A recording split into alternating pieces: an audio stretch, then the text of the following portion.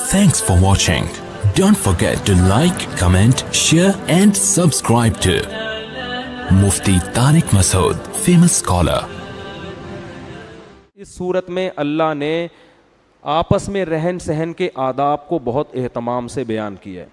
لا تدخلوا بیوتا غیر بیوتکم حتی تستأنسوا وتسلموا علی. جب کسی کے گھر میں جاؤ تو ایسا ہی نہ گھس جایا کرو, بلکہ پہلے ان سے اجازت لو اور سلام کرو. سمجھتے ہو کہ نہیں سمجھتے؟ اور حدیث میں آتا ہے کہ جس نے کسی گھر میں جھانک لیا تو اب اسے داخلے کی ضرورت نہیں ہے, بلکہ وہ داخل بولتے کیوں نہیں ہو گیا.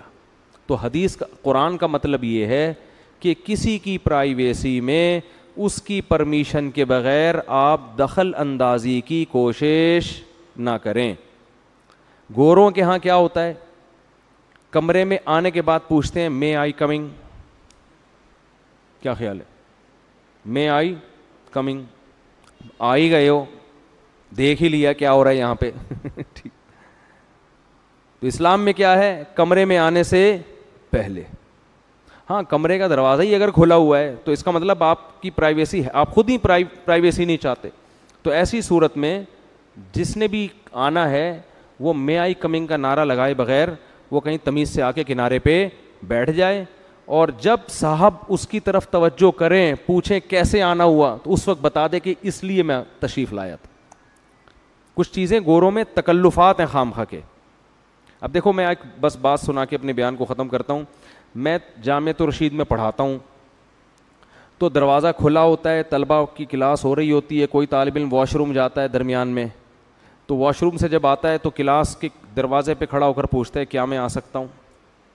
تو میں طلبہ کو ڈانٹ لگاتا ہوں, نہیں آ رہی بات, یہ تمہاری کلاس ہے, تمہارے لیے یہاں بیٹھا ہوں, تو خام خواہ کے تکلف کی کیا ضرورت. یہ تکلفات ہیں کچھ جو ہم نے غیروں سے لیے ہیں.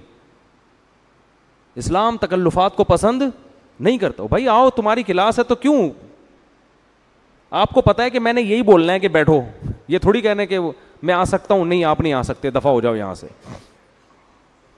جب آپ کو پتا ہے آ بھی سکتے ہو اور کلاس چل رہی ہے, میری کوئی پرائیویٹ کوئی محفل بھی نہیں ہے, کوئی بند کمرے میں بھی نہیں بیٹھا ہوا میں, تو آپ آؤ, آپ بیٹھو, چپ کر کے بیٹھ جاؤ. خام ہمیں درمیان میں کیا کرنا, وہ سبق کے دوران جو ہے نا ایک ٹانگ اڑانا, اس سے آدمی کی وہ جو ایک پڑھا رہا ہوتا ہے وہ کنٹینیو نہیں رہتا اس میں.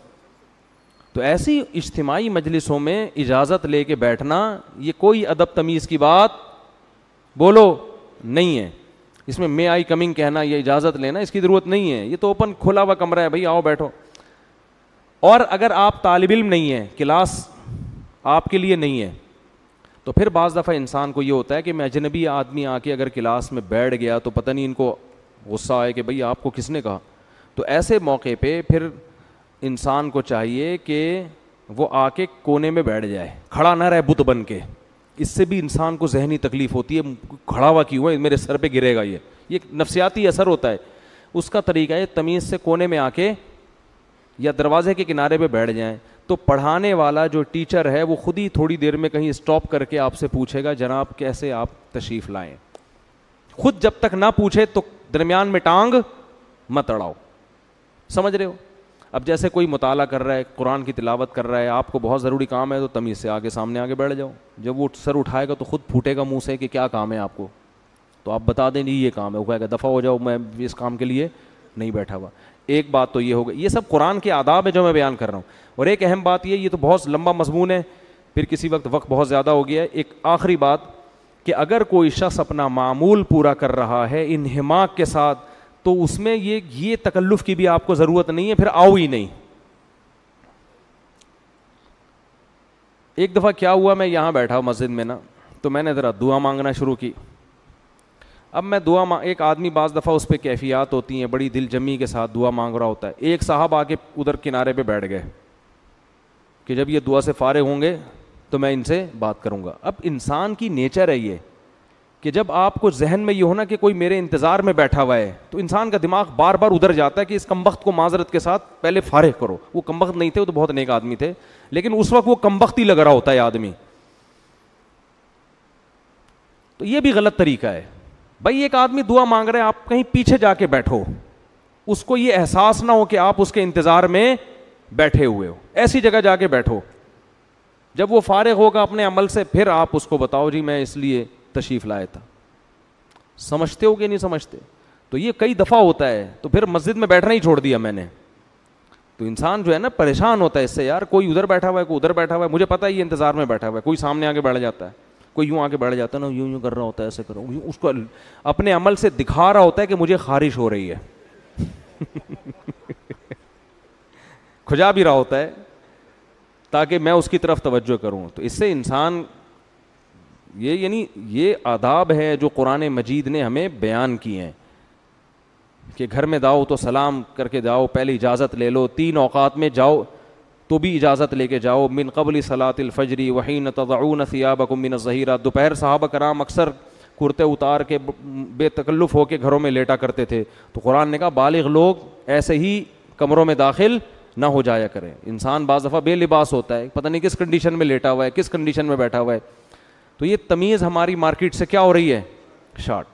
حدیث میں آتا ہے جب کسی کے گھر جاؤ تو 3 دفعہ دروازہ بجاؤ, وہ بھی تھوڑے وقفے وقت سے. تیسری دفعہ میں نہیں کھولا تو واپس. ہمارے گھر میں پٹتا رہتا ہے دروازہ. اب تو گارڈ وارڈ تھوڑا سا, گارڈوں کو بھی میں نے بولا ہے کہ لوگوں سے بہت نرم لہجے میں بات کرو. اب یہ بیچارے دیہاتی ہیں, تھوڑا ان کو سمجھانے میں بھی کر کے بھگا رہے ہوتے ہیں ان کو. تو ان کو ہم نے سمجھایا بڑی محبت سے, آرام سے, ان کو بیٹا یہاں بیٹھو, ادھر آ کے چھوڑ صبر کرو, ابھی آئیں گے نماز کے لیے آئیں گے بات. تو یہ تھوڑا سا ہے اسٹائل چینج ہے ان کا نا, تو ابھی ٹائم لگے گا سمجھانے میں. لیکن کیا ہوتا ہے, آ کے دروازہ ڈھپ ڈھپ ڈھپ بجانا شروع, تو پھر بجایا جا رہا ہے 3 دفعہ بھی, تو تھوڑا سانس تو لے کے تیسری دفعہ